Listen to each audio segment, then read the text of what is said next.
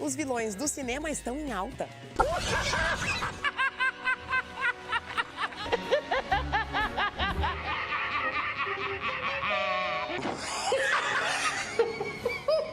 E você acha que o público de música erudita está se renovando?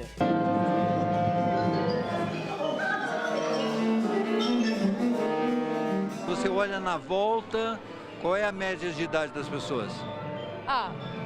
É mais senhores. Mais senhores. Mais senhores, mas eu acho que cada vez mais tem jovem tocando, sabe? Metrópolis no ar.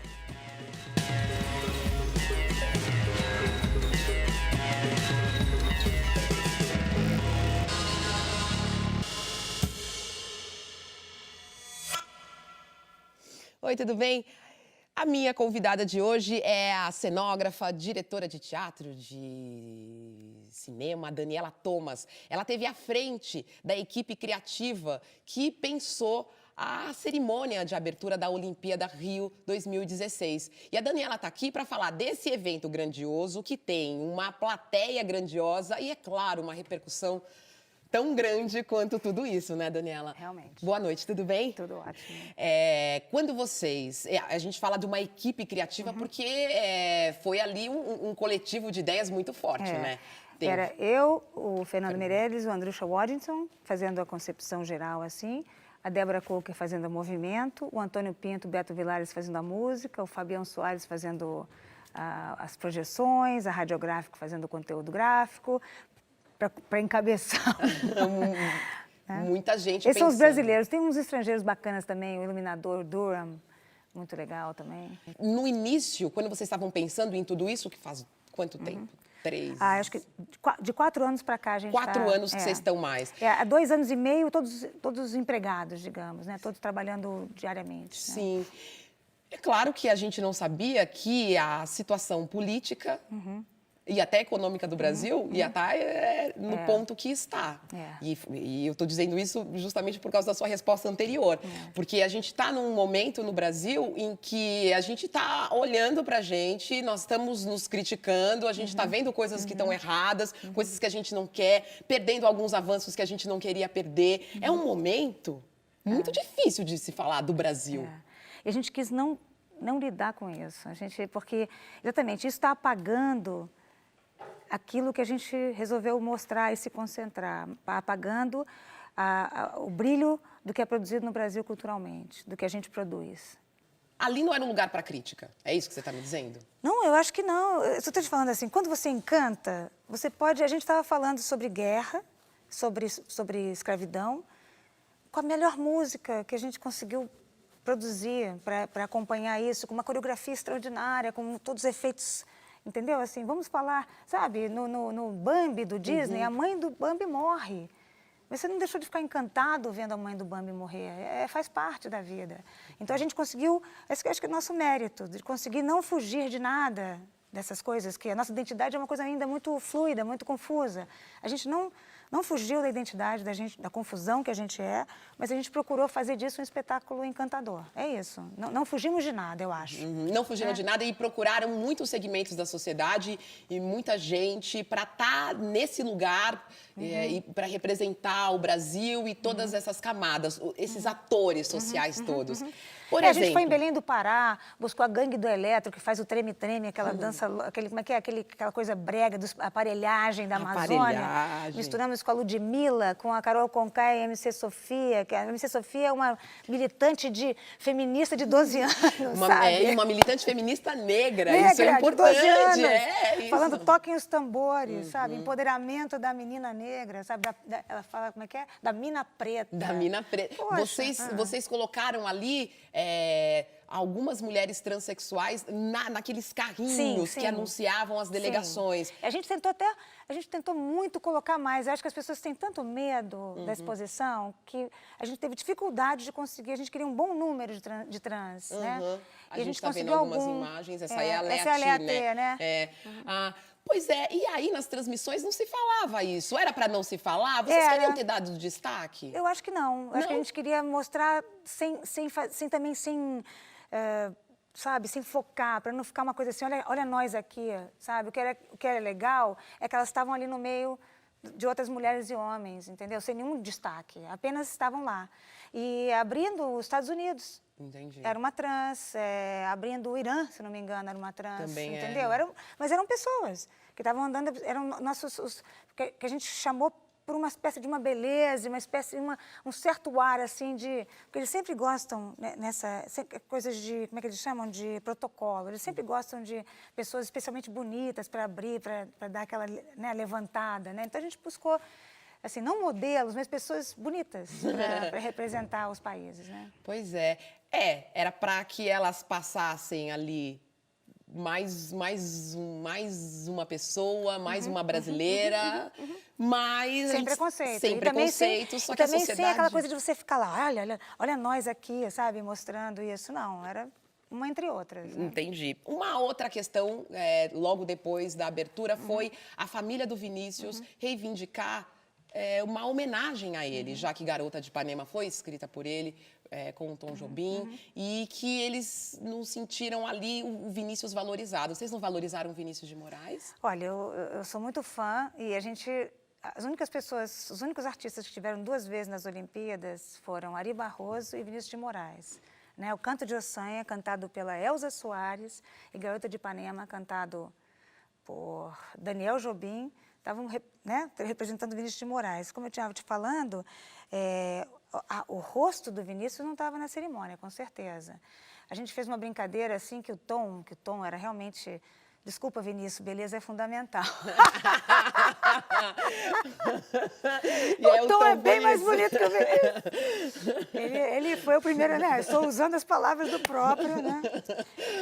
E a gente fez uma brincadeira assim de uma espécie de uma sedução entre o Tom, fazendo aquelas poses lindas, quando ele tinha lá seus 30 anos, que era realmente o maior pedaço de mau caminho que eu já vi no Brasil, e a Gisele. Então a gente quis fazer uma brincadeira de namorada, aquela sedução, ele cantando para a musa, né?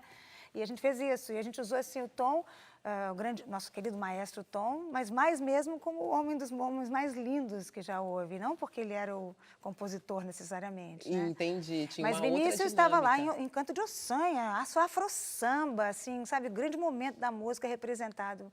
Então, ele estava 2 vezes na cerimônia, realmente o rosto dele não estava o rosto de Carlos Drummond de Andrade, não estava o rosto de Marcos Valle, não estava o rosto de, sei lá, quantos mais, Villa-Lobos, não estava o rosto de... De tantas outras pessoas cuja música foi Chico Buarque, Construção. Então, eu achei curioso que eles ficarem enciumados com a ausência do rosto do Vinícius. Mas o talento de Vinícius, as palavras de Vinícius estavam no show, acho que bastante bem representado. Claro. Você falou que o público teve uma reação, e o que você percebe pelas pessoas falando, que você assim, eu me movimentei olhando a cerimônia, porque eu tive muitos momentos mesmo de uma pessoa que está assistindo e está achando bonito e se encantando, como você disse, e ao mesmo tempo pensando no país que eu vivo. Então, quando estava lá entoando, moro num país tropical, abençoado por Deus, bonito por natureza, por exemplo, a mim teve uma dualidade. Tipo, eu moro nesse país, mas espera aí, eu queria estar gritando outra coisa. Vocês não tiveram nenhum momento assim? Não, claro. Mas não sei se você se lembra, isso vem depois de uma série de disputas, que a gente usou assim os maracatus contra os bate-bolas, que a gente falou sobre todo tipo de guerra. Justamente a gente estava falando, puxa vida, vamos fazer moro num país tropical, uma espécie de utopia tropical brasileira, né? Idealmente, tendo um país com essa beleza, com essa riqueza, com essa população, por que não é um país tropical abençoado por Deus, sabe? Por que a gente não está nessa onda de congraçamento, de convívio, de felicidade, de que você é totalmente diferente de mim, mas puxa, que máximo que você tem diferença, que coisa, eu posso descobrir coisas, né? É justamente essa questão. Então, a utopia brasileira mora num país tropical, todo mundo dançando junto, por que não? O que nos impede, né? Por que precisa ter tanto ódio? Por que precisa achar ruim que uma pessoa decide amar um homem ou uma mulher? O que a gente tem a ver com isso? Por que a gente não pode apreciar a diferença, né? Então, na verdade, é isso. A utopia tropicalista do Jorge Benjor é uma espécie de, sabe, algo que a gente deveria buscar. Queremos todos morar num país tropical, bonito por natureza. E essa é a ideia. Queremos muito. Eu quero muito. Eu quero muito, demais. Daniela Thomas, muito obrigada pela sua presença aqui no Metrópolis. Obrigadíssima. É sempre um prazer. Bom, e no próximo bloco tem o Coringa, do filme Esquadrão Suicida, mas antes você dá uma olhada em algumas exposições por aí. E a gente volta daqui a pouco.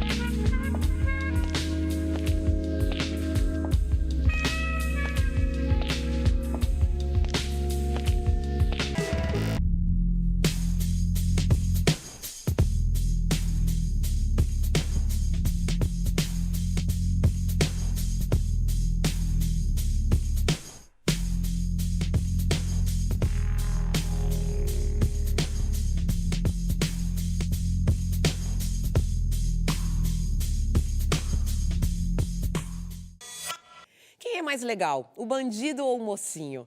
No universo das HQs, heróis e vilões dividem paixões entre os aficionados e, às vezes, suas personalidades até se confundem.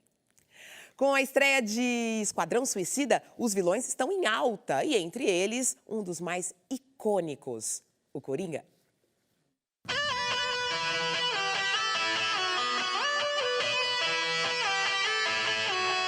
Coringa foi o vilão criado pela primeira edição do Batman, né? O Batman foi criado na Detective Comics 27 e alguns meses depois, quando saiu a revista própria, criaram o Coringa. Foi o Jerry Robinson. Ele se inspirou um pouco no Conrad Veidt, né, do Homem que Ri, e numa carta de baralho que ele mesmo tinha desenhado. E ele ia morrer na primeira edição. Quais os seus vilões prediletos? Olha, meu vilão predileto é o Magneto do X-Men. E agora, né, tô me identificando muito com a Arlequina. Eu gosto do Coringa, mas eu gosto também do Pinguim. É o Coringa, com certeza. E não é que o Coringa invadiu a Batcaverna? Bicha, mas o teu make tá tudo. O Coringa, a primeira vez que apareceu em audiovisual, foi nos anos 60, na série dos anos 60? Foi o César Romero. E ele criou um estilo de fazer.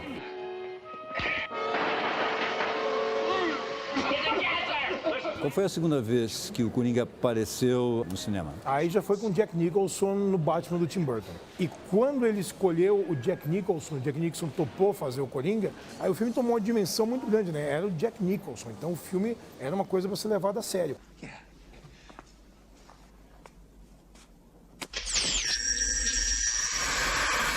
Logo depois nós tivemos o Heath Ledger. Mais ou menos. Um pouco antes do Heath Ledger foi quando foi lançado o desenho animado do Batman, né? O The Animated Series, que pra mim, fora dos quadrinhos, é a melhor interpretação que o personagem já teve até hoje. O Coringa do desenho animado, ele é dublado pelo Mark Hamill, Luke Skywalker. I wish somebody would. This stuff is killing me. Why should I care? Because now there's a teeny little bit of me in you too, bats. Agora, o bacana é que a iconografia que o Heath Ledger trouxe é muito louca, porque quando ele foi escolhido, muita gente lembrava do Jack Nicholson e falava: ele é muito jovem, ele é muito galã, ele é muito qualquer coisa, ele não é o Coringa. Ninguém acreditava para fazer o Coringa. Então ele deu uma dimensão diferente de novo pro Coringa, né? A gente viu alguém mais psicopata, mais brilhante, né? Mais genial e absolutamente imprevisível. Why so serious? Bom, agora a gente está aí com o Esquadrão Suicida Com o Jared e Leto. o Jared Leto fazendo... Que Coringa que ele criou? Acho engraçado que o Coringa do Jared Leto ele é diferente de todos os outros que a gente viu. Ele é meio gangster, mas ele é um cara que, pelo menos no filme, a gente não sabe de onde ele veio e ele também é completamente imprevisível. O legal do Jared Leto do Esquadrão Suicida é que ele é um Coringa apaixonado, né? Então, ele aparece pouco no filme e o que ele aparece é para tentar resgatar a Arlequina, né?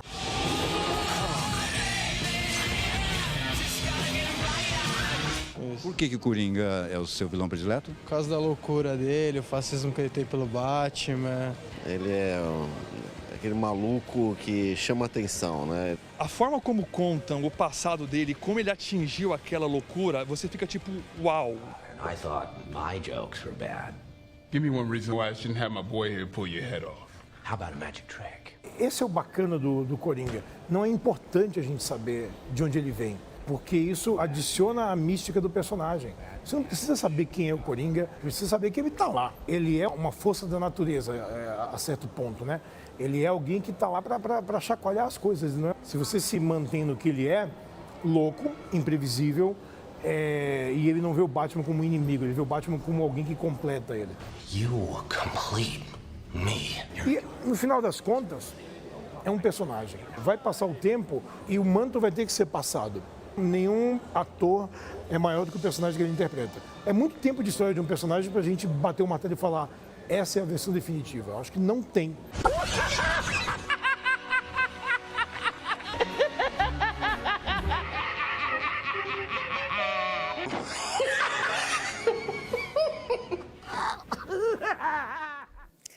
Grandes concertos de música erudita sempre atraem o público adulto. No palco é possível ver jovens tocando ao lado de veteranos. Mas e na plateia? Será que o público também se renova? O Cunha Júnior, ele, de novo, foi descobrir.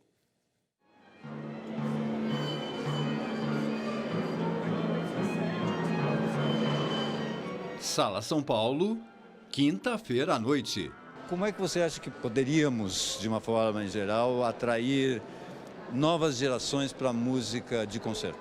Pessoas de outras gerações que convivem com vocês têm interesse também por música clássica, música erudita? Você vê renovação do público nas salas de concerto ou não? A resposta pode ser de um jeito. É praticamente o mesmo público, né? Eu acho um pouco caro os concertos, tirando os concertos são gratuitos, mas são muito difíceis de conseguir ingresso. Então... Eu acho que é a geração mesmo que não se interessa tanto. Mas também pode ser de outro. A gente tem visto assim, muitos estudantes, realmente o público está bem diversificado.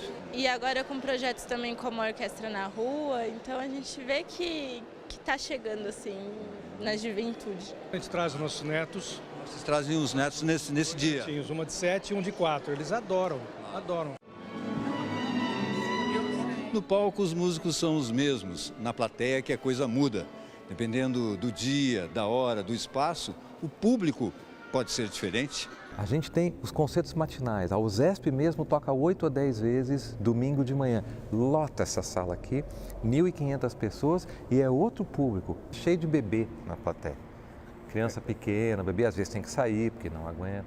A formação em música, por exemplo, pode ser uma grande aliada da formação de novos públicos.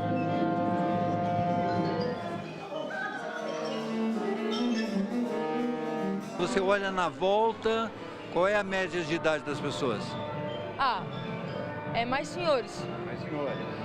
Mais senhores, mas eu acho que cada vez mais tem jovem tocando, sabe? Jovem tocando e jovem na plateia não? Não. Tem diferentes coisas que chamam a atenção. É um som que é imponente, é um som que é muito lírico. Então, cada um tem sua história independente em relação ao porquê se apaixonou pelo instrumento. A gente sempre brinca que quem acaba escolhendo o instrumento é o instrumento, não o aluno escolhe o instrumento escolhe o aluno. Né? Mas será que a música de concerto é chata? Entre um videogame e assistir a um concerto aqui na Sala São Paulo? Eu acho que assisti um concerto.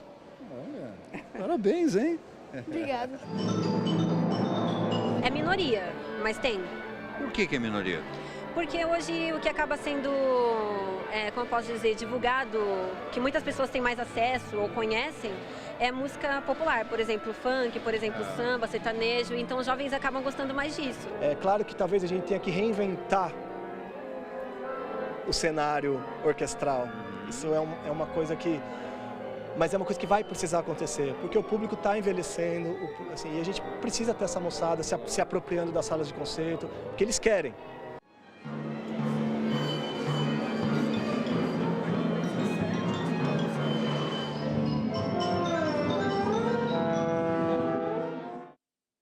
E agora é hora de você conhecer boas atrações no interior do estado de São Paulo. Vamos lá?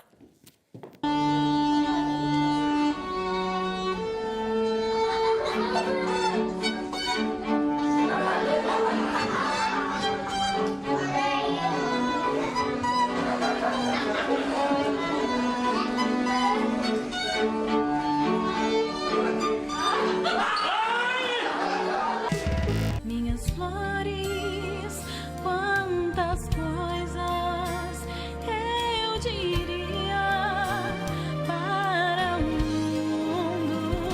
Sonho meu, nesse mundo só meu, sonho meu, esse sonho sonhei. Sei que o mar e o vento estão tentando me alegrar, mas quem sabe seja o tempo com seu abraço que me cure ou te faça voltar.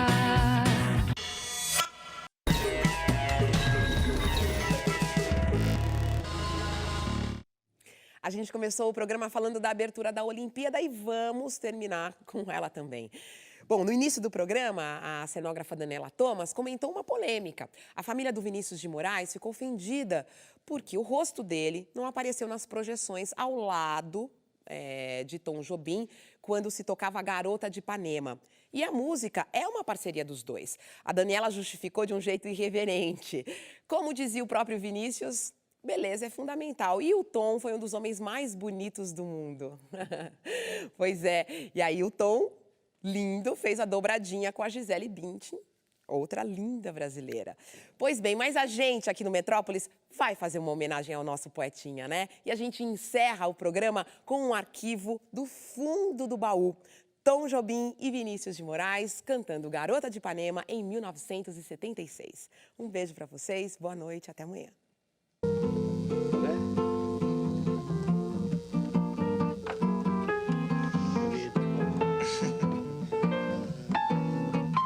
Moça do corpo dourado do sol de Ipanema, seu balançado é mais que um poema, é a coisa mais linda que eu já vi passar.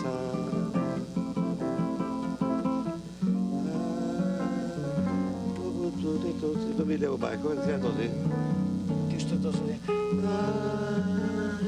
porque tudo é tão triste.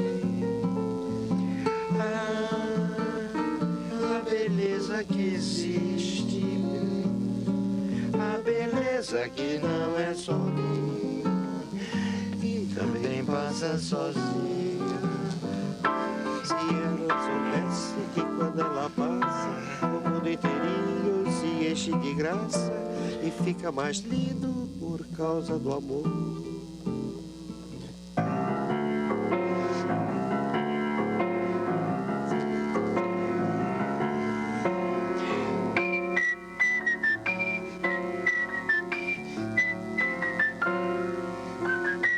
E aí, já com o contrabaixo elétrico e tal, já entrando os parceiros da Light.